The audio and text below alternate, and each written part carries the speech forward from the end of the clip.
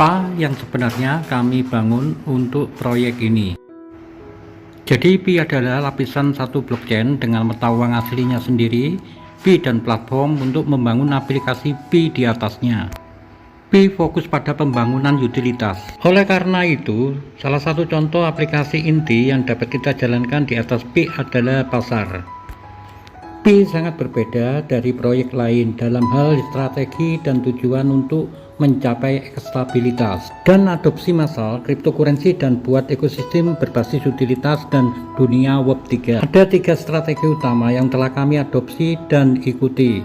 Sejauh ini salah satunya adalah pertumbuhan karena kami percaya mata uang yang benar-benar sukses memiliki mengandalkan orang yang cukup besar yang Anda kenal memegang mata uang ini, mengakuinya sebagai mata uang dan bersedia untuk mentransaksikan barang dan layanan dengan mata uang ini. Jadi pertumbuhan selalu menjadi strategi.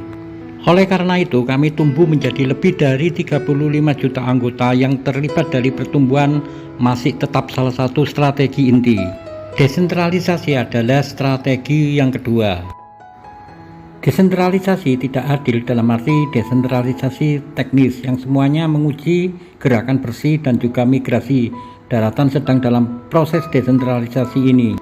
Pembangunan utilitas adalah strategi ketiga dan kami melakukannya melalui platform bangunan memungkinkan tidak hanya diri kita sendiri tetapi juga pengembang lain untuk membangun aplikasi Pi di atas untuk membuat utilitas. Sementara ketiga strategi ini masih tertahan untuk periode saat ini dan ke depan kami ingin menekankan pada masa depan baru-baru ini lebih lanjut tentang utilitas. Dan pertanyaan tentang bagaimana dengan utilitas yang kami coba bangun adalah sesuatu yang pada tingkat tinggi.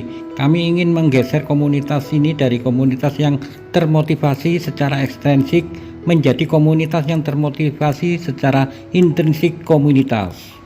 Untuk kedua konsep ini, tidak tahu apakah semua orang akan mengetahuinya.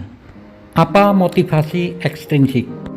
Mungkin banyak dari Anda telah benar-benar mendengar dan itu menjadi kata kunci adalah X untuk mendapatkan. Seperti lari untuk menghasilkan, bermain untuk menghasilkan. Tipe model ini intinya motivasi ekstrinsik dan tentu saja banyak lari dari mereka yang benar-benar gagal.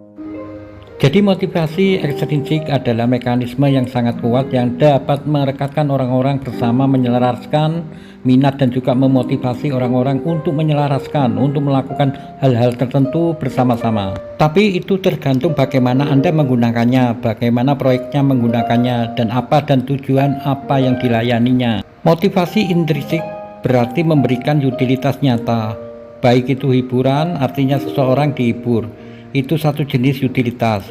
Kenyamanan menyediakan hal-hal yang tidak akan terjadi tanpa produk ini atau memecahkan masalah nyata yang Anda miliki, kebutuhan yang dapat dipenuhi oleh produk khusus ini.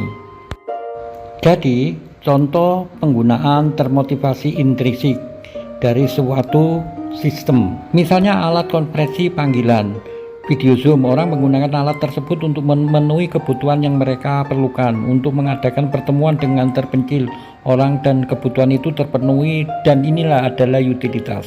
Penggunaan Zoom oleh orang-orang tidak tergantung tentang seberapa tinggi atau rendah harga saham perusahaan Zoom. Dan contoh lainnya adalah belum tentu penggunaan iPhone tidak terpengaruh oleh saham Apple. Seperti hari ini, jika saham Apple turun, lakukan berhenti menelepon temanku.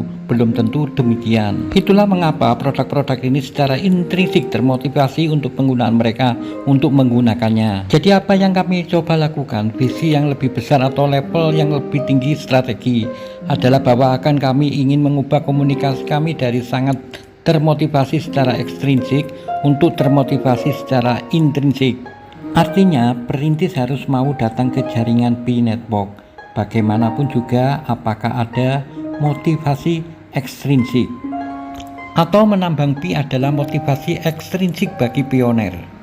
Namun selain mekanisme yang membantu kami mengembangkan jaringan Pi pendiri jaringan Pi sangat kuat, kami ingin mengubahnya menjadi jenis utilitas apa yang diciptakannya dan menyediakan untuk masyarakat. Dan itulah bagian dari alasan kami juga merancang jaringan tertutup ini. Periode yang seperti yang dikatakan berbeda dari proyek lain sangatlah kontraintuitif karena sebagian besar proyek lain tujuannya mereka adalah untuk terdaftar. Jaringan B kami secara khusus merancang yang terlampir periode untuk memelihara jenis bangunan utilitas tertentu yang tidak harus memerlukan koneksi eksternal.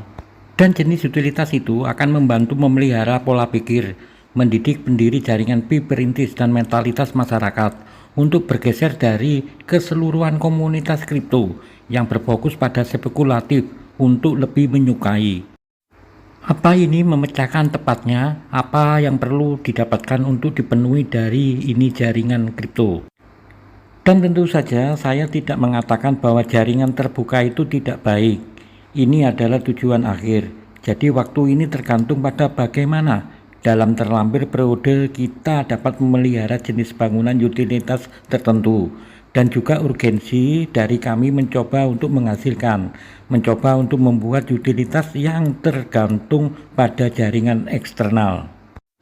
Oke, dan ingin menjawab mengapa kita perlu melakukan menggeser ini. Dan inilah kunci sukses yang sesungguhnya dalam dunia kripto dan dunia web 3.0.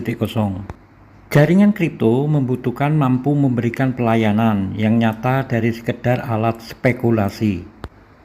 Kripto dan blockchain itu sendiri memiliki kegunaan tertentu secara alami, misalnya desentralisasi, anti-sensor, kedaulatan diri yang lengkap. Semua ini sangat bagus untuk utilitas asli blockchain adalah yang nyata. Tahukah Anda penonton, tetapi mereka belum tentu dibagikan secara umum oleh arus utama. Untuk itu dibagikan oleh penggemar kripto, orang-orang yang mengerti artinya desentralisasi, yang benar-benar memiliki masalah anti sensor. Seperti misalnya awal dari Bitcoin, mengapa berhasil jadi banyak itu sebenarnya karena utilitasnya sendiri yang asli utilitas blockchain. Sekarang kita perlu menemukan sama halnya agar jaringan kita berhasil, kita perlu menemukan utilitas nyata. Itu tidak lagi terbatas pada kelompok kecil, orang yang mendapatkan manfaat dari ini jenis utilitas asli. Oleh karena itu, kita perlu membangun platform yang memungkinkan arus utama audiens untuk mengakses utilitas yang dapat dimengerti, yang dapat diterima untuk diuji, dibuat, diulang, dan diproduksi. Jaringan B bertujuan untuk menyelesaikan peralihan ini dari motivasi ekstrinsik ke motivasi intrinsik. Komunitas untuk memunculkan yang baru utilitas dalam format web 3.0. Dan sejujurnya proses ini bukan sesuatu yang Anda katakan atau Anda lakukan bahwa Anda akan mencapainya. Proses ini hanya untuk peringatan, dibutuhkan banyak uji coba dari begitu banyak aplikasi P yang berbeda oleh komunitas, oleh kami tim inti.